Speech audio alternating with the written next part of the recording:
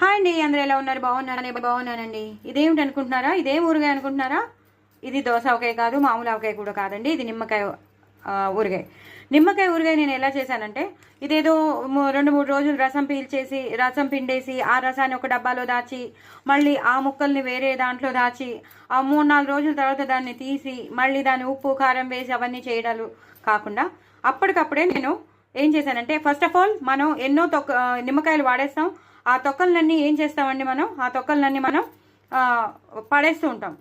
Maximum చాలామంది పడేస్తారు, కొంతమంది వాష్ దాంట్లోకి పనికొస్తాయి కదా అని వేసేస్తూ ఉంటారు, అలా వాడుకుంటూ ఉంటారు. కానీ ఆ తొక్కల్ని కూడా మనం యూజ్ చేయొచ్చండి. ఇవన్నీ వాడేసిన తొక్కలు, ఆ వాడేసిన తొక్కల్ని కూడా నేను యూజ్ చేసేసాను. అలాగే చాలా చాలా ఎండిపోయి ఉంటాయి కదా, అంటే పైనంతా ఎండిపోతాయి, లోపలంతా జ్యూస్ ఉంటుంది.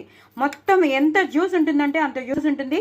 కానీ మనం ఏం చేస్తాం, పైనుంచి చూస్తాం అదే ఎండిపోయింది కదా అని చెప్పి వాటిని కూడా మనం వాడకుండా డస్ట్బిన్లో పడేస్తాం, లేదా వాడకుండా అలా వదిలేస్తాం. అవి ఆ ఫ్రిడ్జ్లో అలా ఎండిపోయి డొప్పల్లా అయిపోతాయి. అలా కాకుండా ఆ జ్యూసీగా ఉన్న వాటిల్ని ఒక్కసారి 2 నిమిషాలు, ఒక 5 నిమిషాలు వాటర్లో నానబెట్టేస్తే అవి సాఫ్ట్గా అయిపోతాయి. అవి చక్కగా 4 ముక్కలుగా కట్ చేసేసుకుంటే లోపల బోల్డ్ అంత జ్యూస్ ఉంటుంది. దాంతోపాటు ఒక నిమ్మకాయ, ఫ్రెష్ నిమ్మకాయ కలిపేశాను. సో అవన్నీ చక్కగా కట్ చేసి పెట్టుకున్నాను. అలాగే వాడేసిన తొక్కల్ని కూడా ముక్కలుగా కట్ చేసి పెట్టుకున్నాక అప్పుడు ఉప్పు కారం అన్నీ వేసేసి, ఆవాలు మెంతులు పొడి వేసేసి, అలాగే పోపు వేసేసాను. సో ఇన్స్టెంట్గా మనకి పచ్చడి రెడీ అయిపోయింది, నిమ్మకాయ ఊరగాయ. సో దీని ప్రిపరేషన్ ఎలా చేయాలో మాత్రం నేను షార్ట్ వీడియోలో పంపిస్తున్నాను, తప్పకుండా చూడండి, చేసుకోండి. ఎందుకంటే ఇంత షార్ట్ వీడియోలో చెప్పడం చాలా కష్టం.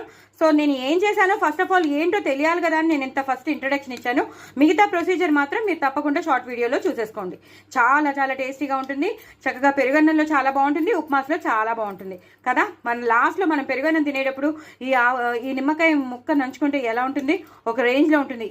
చూసారు కదా, ఇవన్నీ నిమ్మకాయ తొక్కలు అనమాట. నిమ్మకాయ తొక్కలు ఉన్నాయి, అలాగే జ్యూసీగా ఉన్న నిమ్మకాయ ముక్కలు కూడా ఉన్నాయి. కానీ అవి ఎండిపోయాయని చాలా మంది పడేస్తారు. అలా పడేయకండి, ఇలా యూజ్ చేసేసుకోండి. మనకి నిమ్మకాయ ఊరగాయ వచ్చేస్తుంది. ఎంతో టేస్టీగా ఉంటుంది, అన్నంలో కలుపుకుని తింటే ఒక రేంజ్లో ఉంటుంది. అబ్బా ఇంకా చెప్పలేను, అంత బాగుంటుంది. మరి ఇంకెందుకు ఆలస్యం, చేసుకోండి, ఎంజాయ్ చేయండి. ఈ శ్రీవల్లి టాకీస్లో ఏది వేస్ట్ అవ్వదండి, అన్నీ యూజ్ చేస్తాను నేను. ఏది ఆహారాన్ని వేస్ట్ చేయడం నాకు ఇష్టం లేదు. సో ఏది యూటిలైజ్ అవుతుందా అది మీకు నేను చూపిస్తున్నాను. సో మీరందరూ పాటిస్తారని అనుకుంటున్నాను, మీరందరూ ఇష్టపడతారని అనుకుంటున్నాను. కంపల్సరీ నాకు కామెంట్ బాక్స్లో పెట్టండి. నిజంగా నిమ్మకాయ ఊరగాయ అప్పటికప్పుడు చేసుకున్న నిమ్మకాయ ఊరగాయ రమ్మంటే ఎక్కడ వస్తుందండి, అంత టేస్టీగా రాదు కదా. మరి ఇంకెందుకు ఆలస్యం, చేసుకోండి, ఎంజాయ్ చేయండి. బాయ్ అండి.